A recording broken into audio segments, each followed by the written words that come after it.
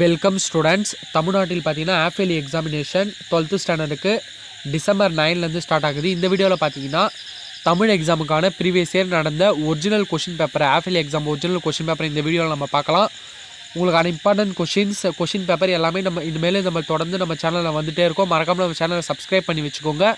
உங்களுக்கு பார்த்தீங்கன்னா மேக்ஸிமம் இன்னும் 6 days தான் இருக்குது சரிங்களா ஆஃப்-இயர்லி எக்ஸாமுக்கு.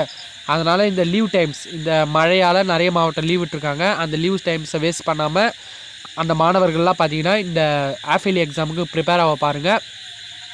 உங்களுக்கு பார்த்தீங்கன்னா ஃபுல் போர்ஷன் இருக்கும். அதனால் கொஞ்சம் கவனமாக தமிழை நல்லா படிங்க. தமிழை மாரி மற்ற சப்ஜெக்ட் எல்லாமே கொஞ்சம் கவனமாக படிக்கணும் சரிங்களா. ஃபுல் போர்ஷன் இருக்கிறதால இது உங்கள் பப்ளிக்கோட ஓரளவு முன்னாடி நீங்கள் எல்லாமே தயாராகி வச்சுக்கலாம் சரிங்களா. அப்படி நீங்கள் தயாராகி இதில் எடுக்கிற மார்க்கை பார்த்தீங்கன்னா உங்கள் பப்ளிக்கோட கம்பேர் பண்ணிக்கலாம் நீங்களே சரிங்களா. அதனால் இல்லை மேக்ஸிமம் மார்க்ஸ் ஸ்கோர் பண்ண பாருங்கள். இப்போ பார்த்தீங்கன்னா நீங்கள் ஏற்கனவே கோட்டையில் எக்ஸாம் எழுதிருப்பீங்க 90 மார்க்குக்கு, அதே ஃபார்மேட்டில் தான் எழுத போகிறீங்க.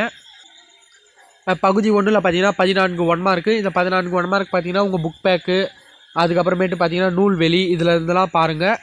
அப்புறமேட்டு பார்த்தீங்கன்னா பிரிவு 1ல் பார்த்தீங்கன்னா சிறுவினா 4 சிறுவினா கேட்பாங்க. 4 சிறுவினாவுமே செய்யுள்லேருந்து வரும். இதில் பார்த்தீங்கன்னா நகரம் பட்டை தீட்டிய வெள்ளை வைரம், கலிவிழா ஒளிவிழா, பகைவராலும் அழிக்க முடியாத அரண், இறைமகனாரின் நிழலை கண்டு மக்கள் எவ்விதம் புலம்பினர், இந்த கொஸ்டின். அதுக்கப்புறம் பிரிவு 2ல் பார்த்தீங்கன்னா உங்களுக்கு வந்து 4 சிறுவினா வந்து உரைநடையிலேருந்து நடை அழகியல் பற்றி தொல்காப்பியம் கூறும் கருத்துக்களை தொகுத்து எழுது. அக்காலத்து கல்வி முறையில் மனன பயிற்சிக்கு உதவிய நூல்கள், கீழ்திசை சுவடி நூலகம் சரிங்களா. இது எல்லாமே இம்பார்ட்டன்ட் கொஸ்டின்ஸ் தான், எல்லாமே நம்பி நீங்கள் படிக்கலாம். அப்புறம் previous year question paper, public question பேப்பரையும் கொஞ்சம் நல்லா வாங்கி பாருங்கள். அதனால் டவுன்லோட் பண்ணி பாருங்கள். இல்லைனா நம்ம சேனல்லே ஏற்கனவே நம்ம போட்டிருப்போம் சரிங்களா. போன பப்ளிக் ஆன்சர் ஸ்கிரிப்ட் வந்த வீடியோலாம், நம்ம 1 மார்க் கொடுத்த ஆன்சர் ஸ்கிரிப்ட் வீடியோலாம் நம்ம அதை பிடிஎஃபாக நம்ம கொடுத்துருப்போம். அதனால் அதெல்லாம் கொஞ்சம் செக் பண்ணி பாருங்கள். அதுக்கப்புறம் பிரிவு 3ல் பார்த்தீங்கன்னா உங்களுக்கு 7 2 மார்க்ஸ் அட்டன் பண்ண சொல்லியிருப்பாங்க. இது பார்த்தீங்கன்னா மொழியோடு விளையாடு, இலக்கண பயிற்சி, அதுலேருந்துலாம் கேட்கக்கூடிய கொஷின்ஸ். இதில் இருக்க கொஷின்ஸ்லாம் பார்த்தீங்கன்னா டாபிக் வைஸ் எல்லாத்தையும் நல்லா பார்த்துக்கோங்க. பகுபத உறுப்பிலக்கணம், புணர்ச்சி விதியெலாம் கொஞ்சம் நல்லா பார்த்துக்கிட்டீங்களா உங்களுக்கு ஈஸியாக அட்டன் பண்ணி ஈஸியாக மார்க்ஸ் ஸ்கோர் பண்ணிடலாம் இந்த ஒரு பகுதியெலாம் சரிங்களா. பகுதி 3ல் பார்த்தீங்கன்னா பிரிவு 1, இதில் பார்த்தீங்கன்னா 4 மார்க்ஸ் கொஷின். ஃபஸ்ட்டு செய்யுள்லேருந்து 4 கேட்பாங்க, அப்புறம் உரைநடையிலேருந்து 4 கேட்பாங்க. வாடகை காலத்தில் கோவலர்கள் எவ்வாறு பாதுகாப்பை தேடினர், ராமலிங்க அடிகளார் கந்தவேலியிடம் எத்தகைய உறவு வேண்டும் என்கிறார், எவற்றையெல்லாம் விட நன்றி உயர்ந்தது, யானை புக்க புலம் போல தானும் முன்னான் உலகமும் கெடுமே, அந்த கொஷின்ஸாக பார்த்துக்கோங்க.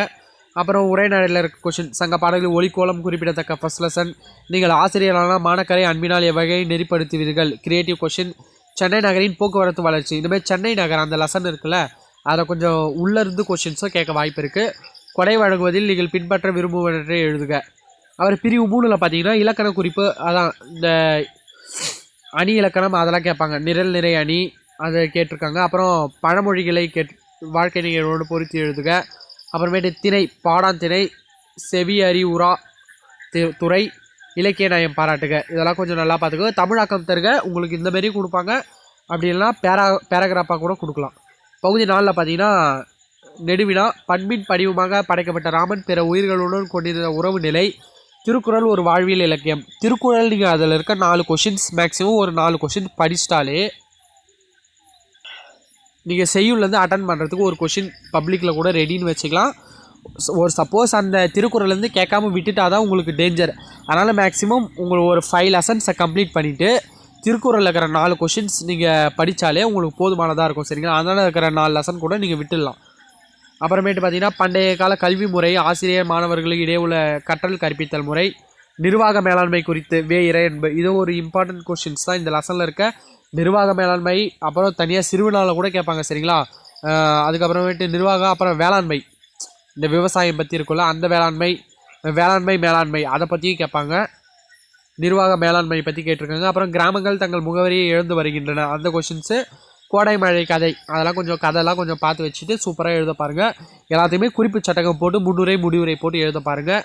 பாதகர் குழுமி அந்த என தொடங்கும் ரச்சனை யாத்திரிகை பாடலும் சுடும் என முடியும் குரலும் எழுத சொல்லியிருக்காங்க. நீங்கள் மேக்ஸிமம் எல்லா மனப்பாட பகுதியும் உங்களுக்கு தெரிஞ்சிருக்கணும் சரிங்களா.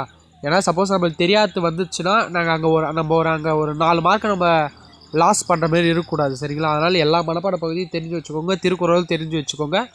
ஓகே ஸ்டூடெண்ட்ஸ், இதுக்கப்புறம் தொடர்ந்து உங்களுக்கு வீடியோ வந்துகிட்டே இருக்கும். மறக்காமல் சேனல் சப்ஸ்கிரைப் பண்ணி வச்சுக்கோங்க.